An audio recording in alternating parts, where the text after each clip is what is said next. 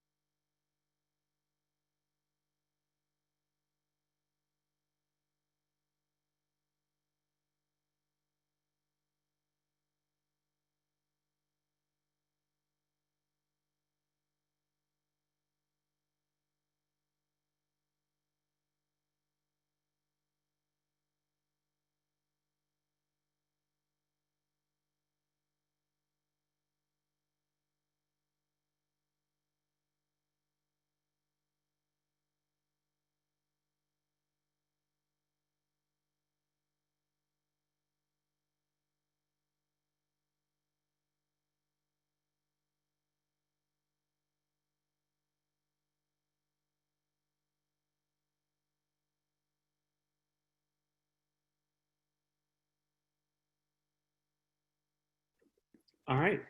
So thank you all for attending our Ready to Partner Back to School webinar, Resources and Tools for a Different Kind of School Year.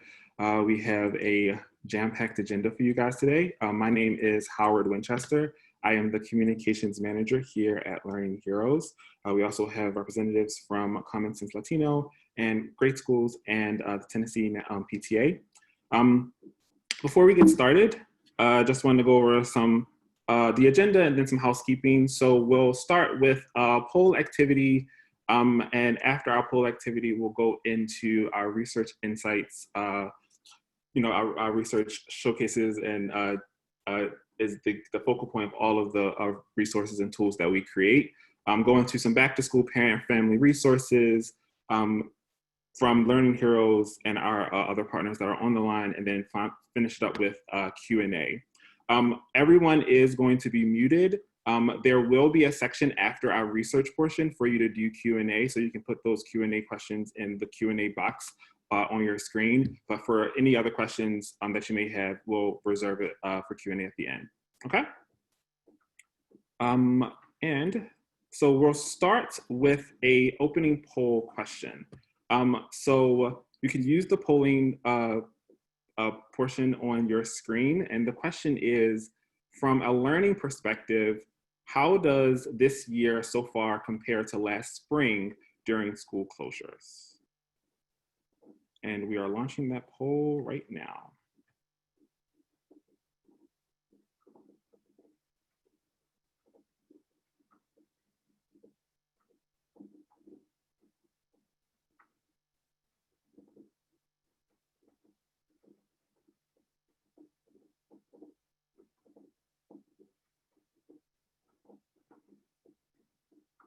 And we'll give it about another maybe 10 seconds or so.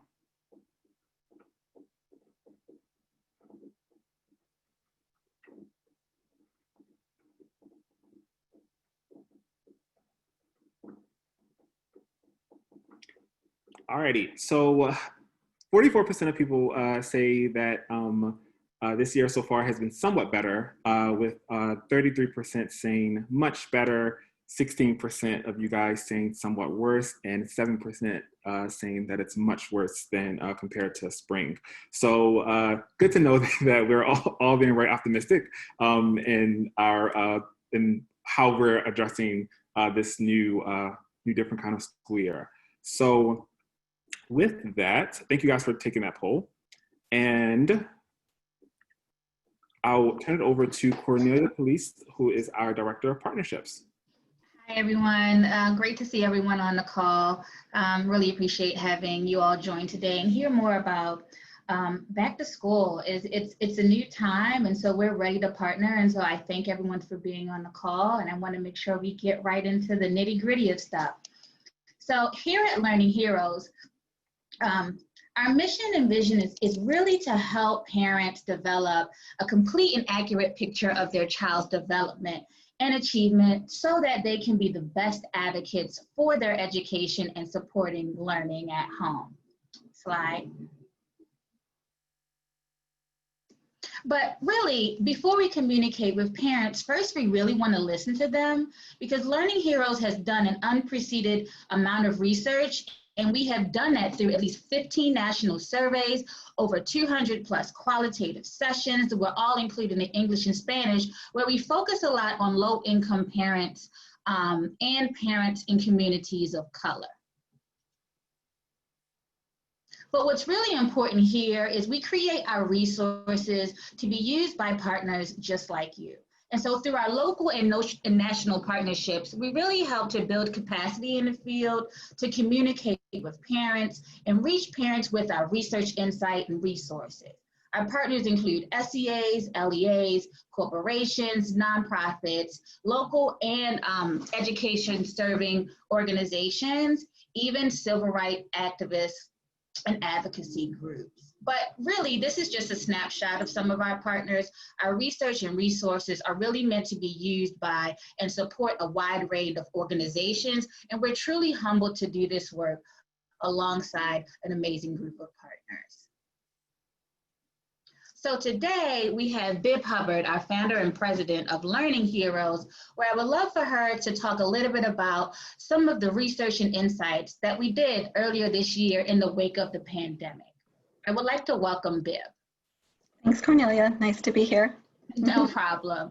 So Bib, in April 2020, in the midst of the pandemic, we conducted a research that was really designed more so to better understand how families are supporting their children's academic development during school closures and also due to COVID-19. So not only was Parents 2020 unique, but we really uncovered essential perceptions from this survey that also highlighted unique challenges and also aspirations where parents and guardians faced during the pandemic during that time. Today, I was hopeful that we can have a small interview and talk a little bit more about the research. Slide. And so we have a few driving questions here that I wanted to be able to discuss, and we put them up on the screen so you as the audience members would be able to ask them also questions when we go to the Q&A, but to also know what Bib and I will be discussing. And we have a couple of slides that also sequentially go with some of our questions. So first, as students return to school in a range of instructional models, what do we involve and keep parents up at night? And then also, has COVID impacted parents and guardians' perceptions when it comes to their children's educational future? And then lastly, I want to talk a little bit about how will parents show up differently this school year? Great. So I'll just dive right in, and thank you, Cornelia, for that setup. As Cornelia mentioned, we conducted a very large national sample. We surveyed over 3,600 parents late in the spring. So this was late April, early May. And I think it's really important to keep in mind the time frame, just because we live in this very dynamic environment where things seem to change moment by moment. But this is a snapshot. What you're seeing here was, again, late April, early May, 3,600 parents across the country. So it was nationally representative of parents, but we also wanted to be able to pull out differences among some of our subgroups, so among African American parents and Latino parents in particular. So we offered this online survey in English and in Spanish, and we oversampled with African American parents and with Latino parents, meaning we could sort of pull out their data to be able to compare it separately. Mm-hmm. So Howard, if you could hit the slide one more time. Thank you for that animation. You can see here at this moment in time in May, these were the top concerns for parents. So missing social interactions, everybody was really feeling the tug of just that isolation, and it was so new that social interactions was just, you know, top concern. Someone in your family getting coronavirus, obviously a key concern. But importantly, you know, academics does start to play a role here in schooling, and when you think about their overall concerns, making sure your child stays on track, that, you know, the school closures would have a potential negative impact on your child's education, and then obviously too much screen time. And even more so, if you hit the button one more time, Howard, there you go. Even more so at this time than paying the bills, just making ends meet, having enough food to feed your family.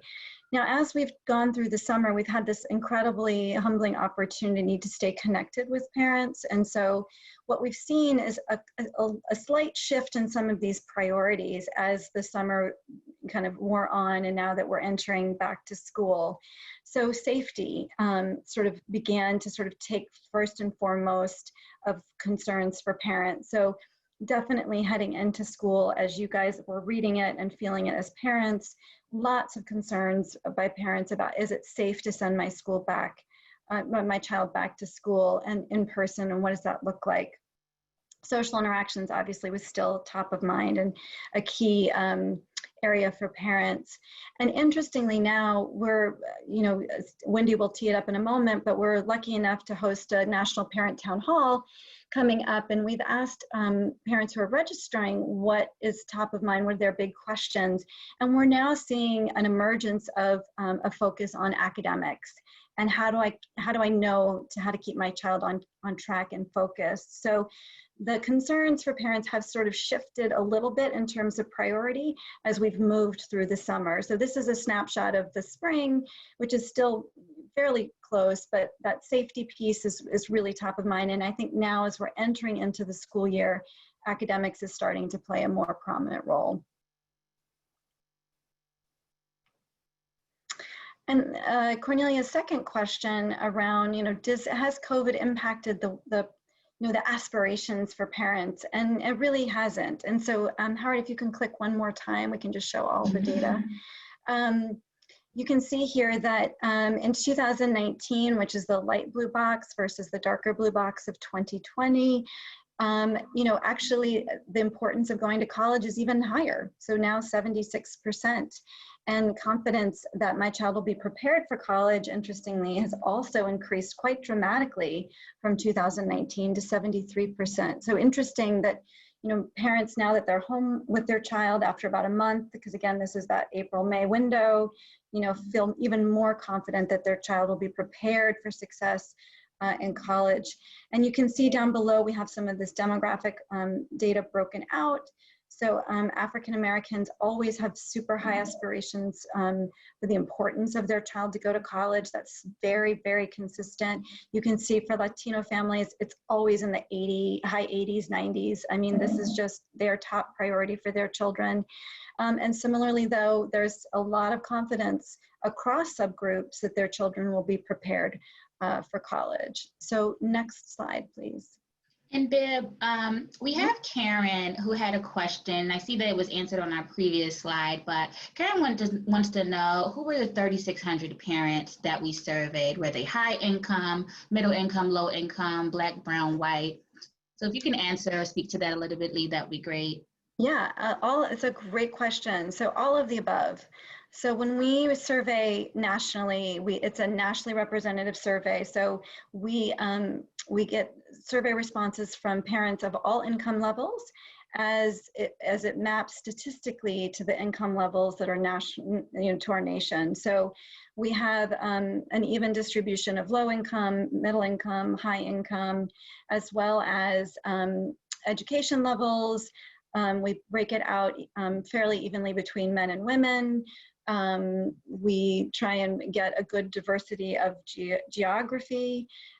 So again, 3,600 parents responded that made up, it's again, sort of representative of our parents nationally.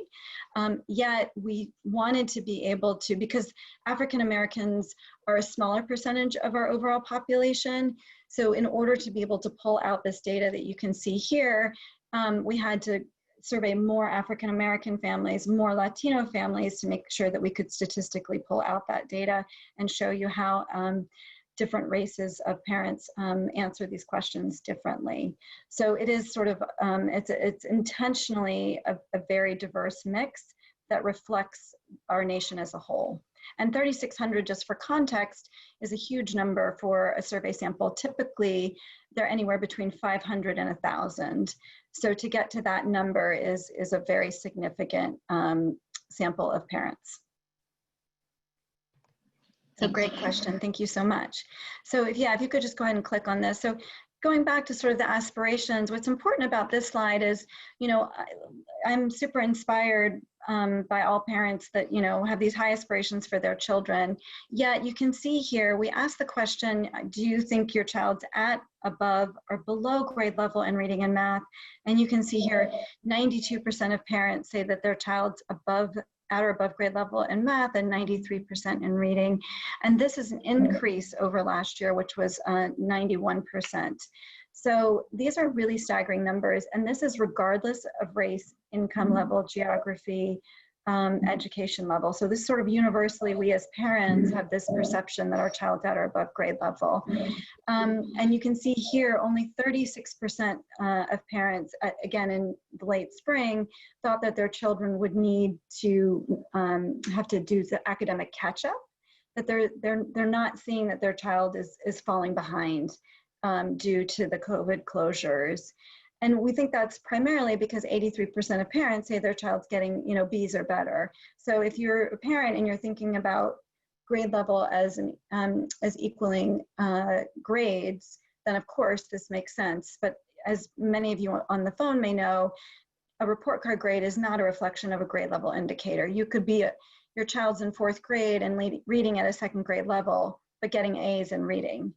So we're really, our goal is to help parents understand that there are these multiple measures to look at to understand how your child is developing and achieving, so that as Cornelia said at the beginning, parents can advocate most effectively for wherever their child is. But it's closer to about 37% of children who are prepared to do grade level work in our country, a far cry from these 92, 93% levels. So making sure parents do have this complete and accurate picture is really critical. Mm-hmm. And I'll finish with the next slide, and we can take any other questions. The third question that Cornelia asked is, how are parents going to show up differently this school year? And we were super excited, and you can go ahead, thanks Howard, to sort of highlight the top boxes here. Parents have higher expectations of their schools and their teachers. Most parents gave schools a pass last spring. They know that it wasn't anyone's fault and everyone did the best that they could, but they absolutely expect teachers and schools to have a better handle on especially remote and hybrid learning. And I was encouraged to see 77% much or somewhat better from this own poll. So apparently it's going better. That's really exciting to hear, and we'll see how this all plays out.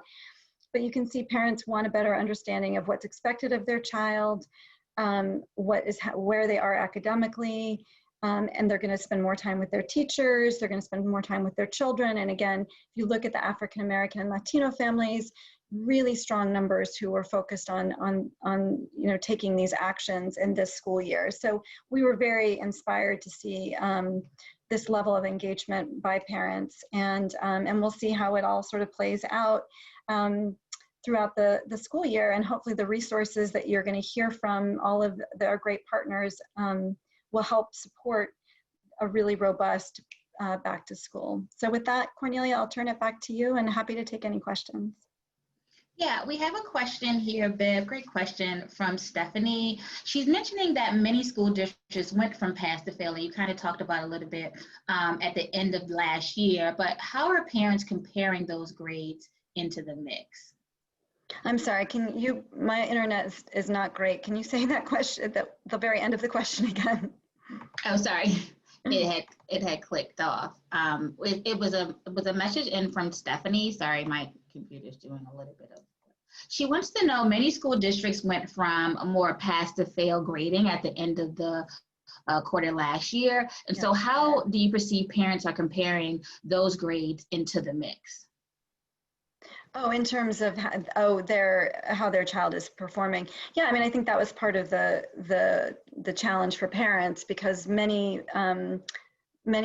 students weren't getting any new material, they weren't getting any new work, they were just getting passing grades. So it was really hard to know, how your child was really achieving. And most states didn't do end of year assessments, if any. I don't think anyone did the end of year assessment. So there's just that was one other indicator that parents didn't have access to in terms of how their child ended the year, in terms of mastering the content that they were supposed to master. So I think that contributed to the confusion of last year, but we have, over the past 5 or 6 years, in fact, we've seen 90% of parents who believe their child is at or above grade level. So I think it goes well beyond COVID for this sort of inflated perception. And there are lots of reasons that we can talk to you about on a different webinar, because I could take all day. But yeah, it's a great question. I think it definitely contributed to some of that confusion, though. Thank you so much, Bib. Any additional questions that we have? We also have a segment at the end of the webinar that you all can put in, and we can talk a little bit more. But at this time, I would like to transition into our poll. And once again, thanks, Bib, for sharing more information about our Parents 2020. And feel free to go to bealearningheroes.org under our research tab if you would like to know more about Parents 2020. And so this is a chat box activity. I know we do a lot of polls, but I love to hear more from our audience members in the chat box to get it rolling. And so what kind of supports do you find to be more helpful in strengthening your engagement with families, especially during remote learning? And so feel free to put A, B, C, and even D where you have other ideas. Feel free to put that in the chat box.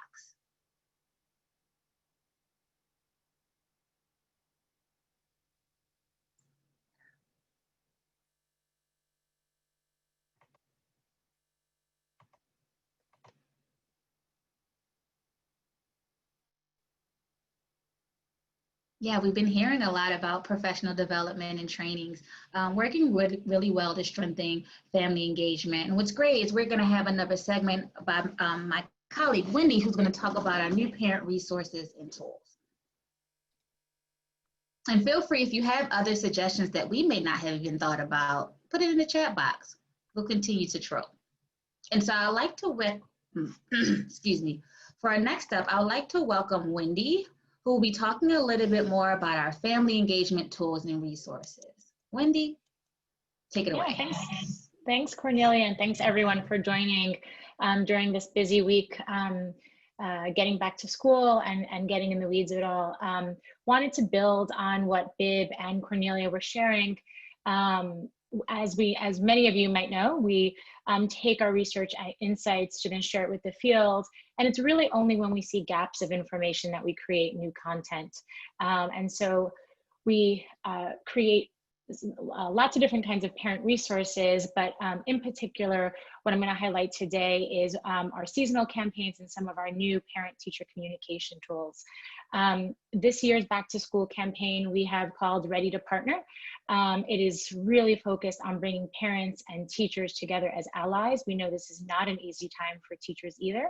And so now more than ever, we really want to support both parents, teachers, and even students in coming together around a shared understanding of progress, so that together they can create plans and have that ongoing communication. So for those of you that are familiar with our seasonal campaigns, it's sort of a surround sound approach where we create one-pagers that provide parents with what we call snackable bits of information, so tips that they can take sort of on the go, that they can read on one page, that they can feel are aspirational and doable. This one-page format can be used in print or in digital. It is meant to support the work that you are already doing. It is, as always, in English and in Spanish. It could also be co-branded, so look out for this webinar link, the email. We will be sending out a Google form. You can request to have this co-branded, along with having the interactive piece of it, which is a landing page that can also be co-branded. And the interactive landing page goes a little bit deeper. So I mentioned those 5 main tips, which I'm going to show in a moment. On the landing page, we go a little bit deeper to give parents sort of the full meal, if you will. So we take the 5 tips that are all research-based, been vetted heavily in terms of language that resonates with parents. And then we align great resources, both our resources and resources from our partners, to give parents more information around that particular theme or tip. So if you can advance the slide, I'm going to just really quickly go over some of the 5 main tips for this Ready to Partner campaign. So the first one is really an empowering message to parents, to let them know that their voice is needed, to not be afraid to ask and reach out to schools, which we know principals and teachers have so much on their plate right now. There's so much in our community in terms of additional resources for parents. We also want to help parents be proactive in sharing with their teacher the best way to communicate with them, how and when. We know that sounds really basic, but we know that that didn't happen in the spring, and we're concerned about that. We also want to arm parents with the kinds of questions and the kind of information to share with teachers. So for this particular tip, we have some sample questions that parents can ask their child's teacher. The second tip is really all around leaning into our research. As Bib shared, we continue to see that there is this disconnect between how students are progressing and parents' perception. So some of you might be familiar, 2 years ago, we created the readiness check with leading experts in reading and math. And we have really seen a great uptick in the interest in this tool. It's a great back to school, beginning of year resource. And I'm going to talk a little bit more about that in a moment.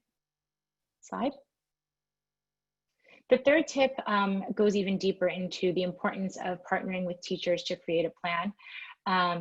Given distance learning last spring, there is so much that we as parents have observed about our child's learning. So we've created an interactive, really simple tool that helps parents share that information with their child's teacher right at the beginning of the year.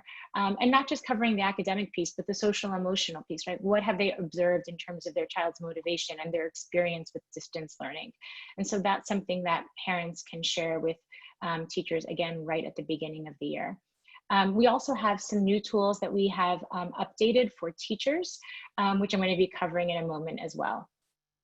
The next step is really leaning into the social emotional piece, which we know is so important to parents. We know it's so critical for learning, as Bib alluded to in terms of the research. And so we have several great resources from Learning Heroes and from partners like GreatSchools and WNET. We've been working with WNET to create some great videos that highlight real parents and sharing strategies that they are using to support both the academics and social and emotional development at home.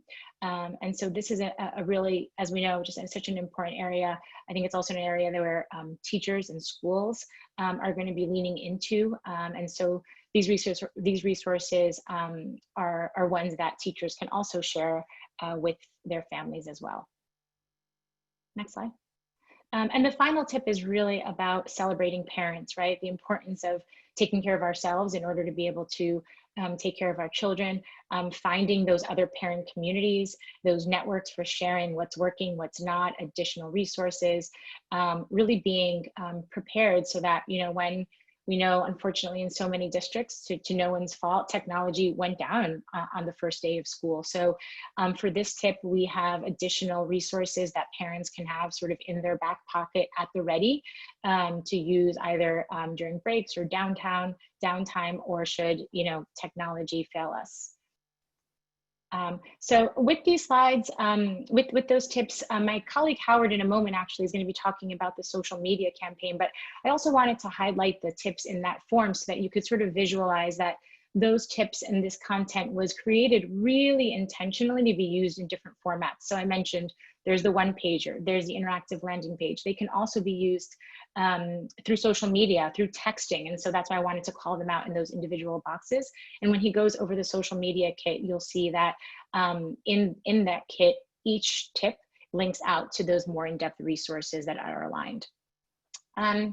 So those are some of our parent-facing materials and resources, and there's a lot more on bealearninghero.org. I next wanted to highlight a tool that we had developed 2 years ago, actually pre-COVID, from the ground up, really highly vetted and user tested with parents and teachers. It's a parent-teacher planning tool that is meant to support existing touch points, whether that be parent-teacher conferences or meetings, academic parent-teacher meetings. We know there's lots of great innovation happening out there, but what we have continued to see is that parents want more. They want more of an understanding of grade level expectations and what they look like. So we've developed this tool and have refined it over the summer based on additional user testing and updated it to be relevant in this moment in time.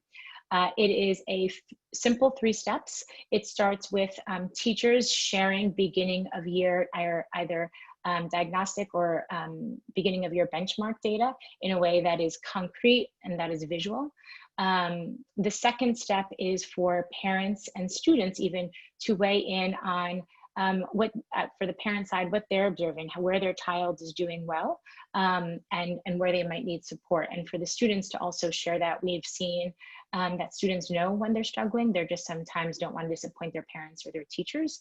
So this is really meant to create a safe place that is strength-based and really all about getting on the same page to then the third step is putting together a plan together in a way that is really actionable and doable. So we suggest focusing on, perhaps 3 main skills and 3 main strategies that parents can do at home in reading and in math. And this can then serve as a touch point. So we're working with some schools and they're going to be using it during biweekly touch points, for example. It's a great tool that can be used as you're getting ready for parent-teacher conferences. And then in addition to that, to support teachers, which again, we know have so much on their plate, we've created a teacher guide that helps and just gives some sort of best practice on how to use the tool in different scenarios. And again, in support of what they're already doing, as opposed to just an add-on. And then we've also created, which I think this is really sort of the strongest point of the whole tool, is based on a lot of the questions that we have been hearing and seeing from parents over the past 5 years, and especially as we've been in the field over the past few months, we've created a teacher discussion guide for frequently asked questions from parents, including the tough ones. So we have literally given teachers a starting point of how to tackle those tough conversations around grade level mastery, around why many parents might be defensive. And what we've heard from teachers is that they often don't want to be blamed, right? And so broaching those candid conversations can be really difficult and really personal for both parties. And so we've tried to, again, leaning into what we've been hearing and seeing from parents and teachers, create a discussion guide that can help teachers navigate those tough questions and not shy away from them. And this, I think, can help teachers, whether or not they're using the tool. It can support that parent-teacher communication. Next slide. And then really briefly wanted to just go a little bit deeper into our readiness check. I think this is one of our most innovative tools and is really something that can help parents during this time. It's like a game for students. The child answers 3 to 5 questions in reading and math. The parents get to see how their child has learned foundational skills from last year that are critical to learn new ones in this new year. And then at the end, they get connected to skill-specific videos, resources that have been really highly curated and include resources from our partners like Khan Academy and many others. That are all, again, aligned to those very specific skills, not just sort of overall grade level skills. And then finally, as always, it is in English and Spanish. It was really designed to support ELLs, and it can be used on mobile phones. Hey, Wendy, before you transition, we have one of our viewers, and I just felt like it was really important that we capture a real-time question. And Nikita wants to know are these tools primarily for the use of elementary school level, or are they really applicable to high school ages as well? And if you could speak a little bit to that, would be great. Really great question. So at this point, the majority of our tools are focused on K-8. But that said, the parent-teacher planning tool, there is a version for elementary and a version for middle school. The readiness check, I think, because it's meant to really assess end-of-year skills. So a rising 9th or 10th grader could absolutely take the end-of-year 8th grade to give you a sense of how your child is prepared for high school work. So that tool in particular, but we are right now primarily focused on K-8. But check us out come January. We are going to be working on our first high school piece, which is going to primarily focus on that transition from middle school to high school. And so that will be launching in January. Thanks, Wendy. Awesome, thank you so much. Once again, my name is Howard Winchester, and I'll be going briefly into the social media communication surrounding our Ready to Partner Back to School campaign. So with the Ready to Partner campaign, we sent out a social media toolkit, and we can also include that in the follow-up email that you all will receive. And it includes multiple sample tweets, videos, and images as well, as you can see, that we send out to all of our partners, our collaborating partners, and to help us promote this campaign. So we highlight each of our tips, as Wendy mentioned, in little creative, interesting social media cards, and all of the tips link to what their specific resource is, whether it's on our page, on our website, or it's on one of our partner websites. But one thing I also wanted to highlight that's also been a part of our social media campaign with Back to School is our new Ask the Teacher series. So we've partnered with the He Is Me Institute and NBPTS to have parents, they actually wrote in questions using the hashtag Ask the Teacher. And as Wendy has mentioned, this school year, this back to school year has been all about strengthening the relationship and communication between teachers and parents. So we pushed this campaign in early August. And our teachers, so we have Robert Hendricks, who is the founder of He Is Me Institute, one of the teachers based in Boston, who they took these parent questions and they did like a quick 60-second video response to that particular parent. And we have about maybe four or five videos, and we'll include this in the follow-up as well, where you can find it on our social media pages or on our YouTube page. And as also as part of our social media outreach, we are co-hosting a town hall with PBS and Khan Academy next Thursday, September 17th at 5:30 p.m., 2:30 p.m. Pacific. And the town hall is going to be a virtual town hall, and the theme of it is Parent Strong. So we're working with Khan Academy, PBS, and it's supported by Carnegie Corporation of New York, where we want to help parents who have dying and burning questions on how can they best support their child during this distance learning time period. There, as we mentioned in the beginning of the presentation, the parents and educators and everyone in between, we have a different perspective of how well things are going now versus how they did in the spring. So this town hall was designed to kind of, once again, answer those burning questions that that parents could have. And to give a little bit more detail, I am going to show you guys a little promo video that we created to help promote the town hall. And also, Howard, we have the registration link in the chat box. So feel free after the webinar to register. It's going to be a great town hall. We would love for you to also share it with your networks. Take it away, Howard. Thanks.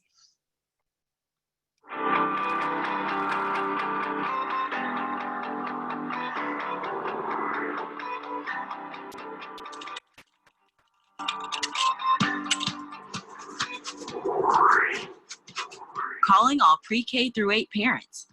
Are you worried about the challenges presented by distance learning or hybrid school models?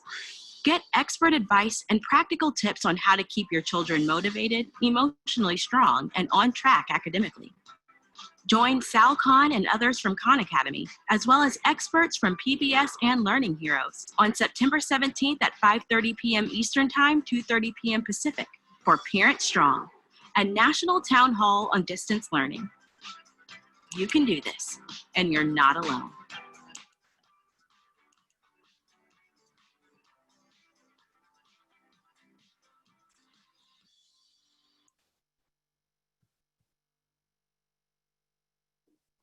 Awesome. And as Cornelia mentioned, we will also feature the town hall registration link in the follow-up email. So please be sure to check your inboxes after the webinar, as there's a bunch of resources and URLs that are going to be coming your way. Alrighty.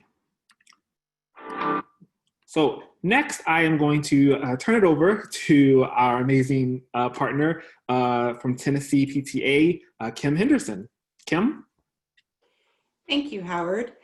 I appreciate the opportunity to work together with Learning Heroes over the past 5 or 6 years. I want to talk a little bit about PTA in general, as well as specific to Tennessee PTA. PTA was founded in 1897 to work on children's issues and to give a voice to children. As you can see on the top of this slide, PTA's mission is to make every child's potential a reality by engaging and empowering families and communities to advocate for all children. That's a lot of words. The main key things I want you to think about in that is an engaging and empowering. We are in the business of trying to help reach out to parents, to families, to anyone that's interested in education, children, and communities, as well as the educational community and doctors and different people that work with children, to really make sure that we are all working together, that we have the tools that we need, and that we can all work together for the betterment of children. We're also working on helping children to have a voice. The word advocate is kind of scary, but sometimes all advocating is speaking up for children. As Learning Heroes talked about, you need to know that your voice is needed. Everyone's voice is needed.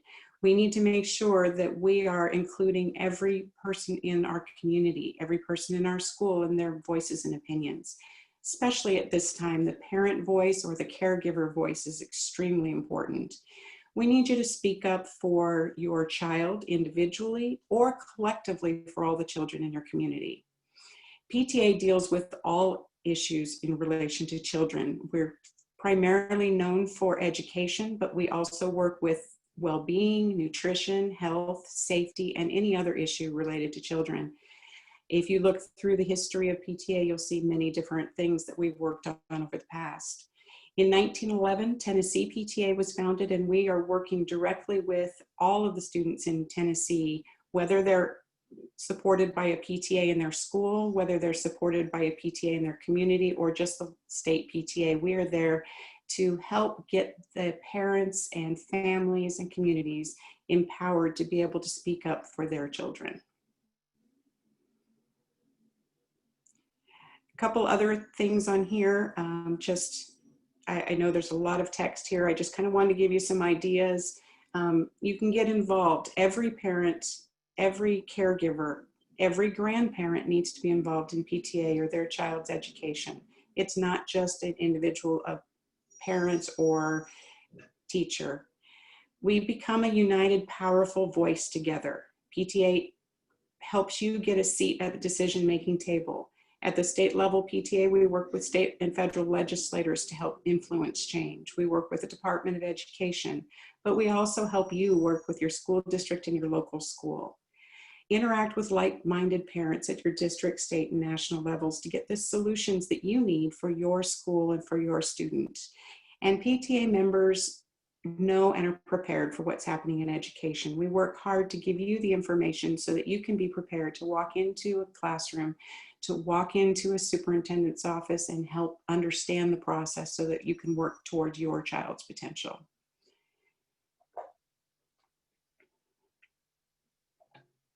Thank you so much for that, Kim. So PTA is heavily involved in supporting families and parents to get the resources and tools they need to support their child's academic and even social and emotional learning. So a question I have for you is, what suggestions do you have for parents and guardians and caretakers who are supporting their child with virtual learning as they enter the new school year? Virtual learning is a new challenge for all of us. It's something that you need to really take some time and figure out what are your challenges, what are the best things that your child needs, what is needed for your family and your community. Take advantage of the resources. There are all sorts of resources for all different types of virtual learning, whether it's just the strictly education, whether it's food, whether it's social emotional. There's a lot of resources out there. So search the web, ask your friends, ask PTA, find out what those resources are. Take some time for your mental emotional health. Nothing is more frustrating than trying to help a ninth grader with math. If you take the time to relax and do the things that you need to make you strong, you can be strong for your children. Also have fun. You need to make sure that throughout this whole process, do some fun things with your kids. Enlist your siblings to help in teaching. Many of the educational models show that the old-fashioned schoolhouse where you had kids K through 8 in the same classroom was really beneficial in the way that the older kids taught the younger kids. And it gave the opportunity for those older kids to reinforce what they know, but also sometimes a sibling can give a student or someone more interest that they are than maybe hearing their parents talk again. Take breaks, eat well, get plenty of sleep, make sure your other family is all getting sleep as well. Brainstorm with other parents, brainstorm with your teacher. One of the key things at this time that we have the opportunity to do is really build a relationship with your teacher and your school. In the past, many times we've sent our kids off to school and just assumed that they would learn. And we may ask them some simple questions like, what did you do at school today? But this is a time to actually build that relationship. They need our help, we need their help. But most importantly, ask questions. Ask questions of your students, ask questions about what they're learning, what do they need to know, what are they having trouble with? Ask questions of your teachers, what should they be really working with? What are the expectations for my student? And ask for help if you need it. All of us did not have the opportunity to be trained as teachers. And as we work now with students, we may not know the best methods to teach, so ask for help.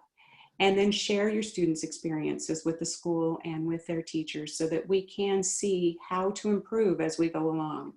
And continue to provide additional learning opportunities. There are great resources out there from many of the partners that we are talking about, but there's also resources online that you can look at to enhance their learning.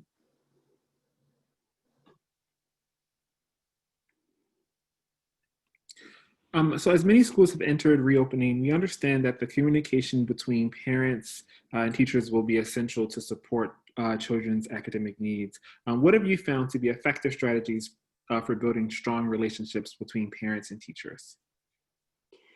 I think the most important is persistence. Sometimes teachers and schools are overwhelmed, and especially in this kind of a setting, they are overwhelmed. So be persistent and make sure that you do eventually get the answers you're looking for, but also provide solutions for them. Many of the teachers feel a little overwhelmed with their students virtually with their parents. Don't call them 15 times in one day. Send an email, find out what the best way they like to communicate. Maybe they prefer a tweet, maybe they prefer a text message.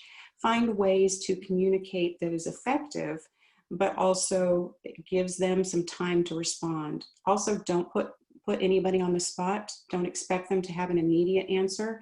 Allow them time to work and find you the answers. Realize that they are dealing with multiple people, but also your child is important. So think about how you would communicate with a friend or with a spouse. Build that same type of relationship with your teachers in your schools.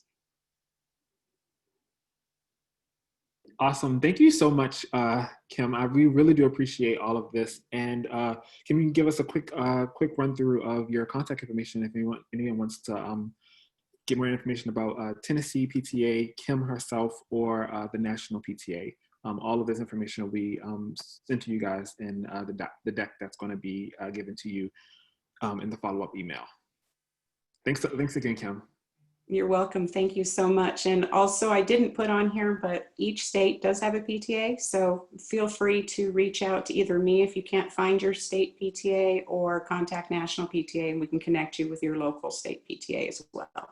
Thank you, Howard. No problem. Thank you. Cornelia?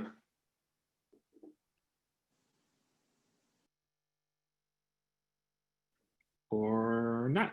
I'm here, sorry, I'm always on mute. Thanks, you guys. I know we're running down, but I would like to introduce GreatSchools and Charity Ferriero, a senior editor of GreatSchools.org, to share some resources. Charity? Thanks very much. No problem. Great, okay, thank you. So I want to talk to you briefly about two resources that GreatSchools has for families and educators. Many of you know us as a school information site, and we're also a source of research-based content for parents about supporting their child academically, socially, and emotionally.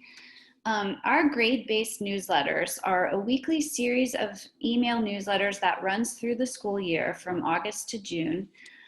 Each week, subscribers get an email with information that's tailored to their child's grade from kindergarten to 12th grade. So everything from tips to helping with reading comprehension, vocabulary, how to handle bullying and cyberbullying, how to bring a concern to your child's teacher. In high school, particularly information aimed at families whose child will be the first in the family to go to college, explaining college admission tests, and a lot more of that kind of information. And we offer these in English and in Spanish. Could we go to the next slide, please? So this is the 5th year of our sending our grade-based emails. It's the 3rd year of the Spanish series. And at the end of each school year, we survey the recipients, and we've had a really overwhelmingly positive response to the content. 95% of the survey respondents said that they understand better how to support their child's learning. 91% report the newsletters have changed how they interact with their child. 64%, you can see there, report that their kids are doing better academically and or socially and emotionally. And you can see 84% this year reported that the newsletters supported them during the school closures. You see the next slide, Howard? Thank you. And the qualitative responses in this survey are often even more informative than the quantitative ones. We get hundreds and hundreds of comments from parents and caregivers and also teachers who use our newsletter about their experiences and details about how they use the information that they get each week. And you can give you a minute to read those. Okay. So anyone can sign up for the grade-based newsletter. And when you sign up, you indicate your child's grade. And at the end of the year, we auto-graduate you to the following year.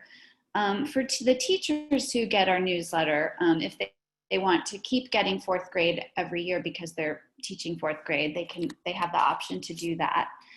And we've also partnered with school districts to be able to send the grade-based email to all of the families and teachers in their district. And they're able to have some custom messaging added to those emails. And this is a good fit for districts because parents report that the newsletters have really strengthened the school-home connection. You can see 84% have reported that the newsletters help them feel more confident about communicating with their child's teacher. 85% reported that they had taken action on something that they read about in the newsletter. And in the Spanish version, that number was 93%. And so you can see we have those responses there. The next slide. So as we all know, there's been a big demand for educational resources since March. And so the other resource I want to draw your attention to is our grade-based toolkits in English and in Spanish. And these are for teachers and for parents and caregivers. And the link below at the bottom of the slide goes to a topic center on our site that has our grade-based toolkits, which have a variety of different resources, worksheets, writing prompts, tips, and then also some other kind of COVID-related content and resources, including some information and guidance about what kids are experiencing right now through a social emotional lens.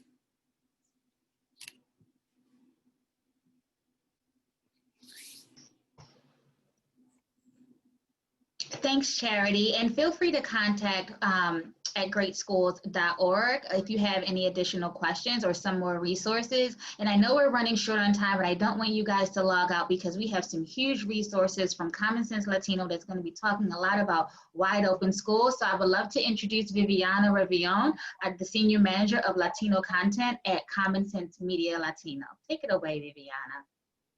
Hi, nice meeting you all.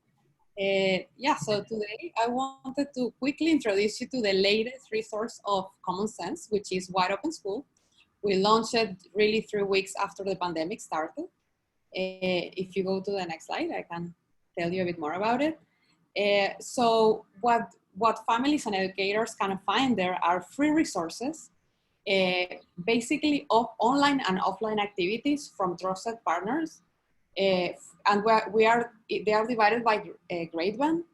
So what we're trying to do really is make it easier for parents and teachers to find this, and we are curating everything for them, and by topic, by subject, and not only academic subjects, but even social emotional learning and physical activities and offline activities, which we know parents are really eager to find.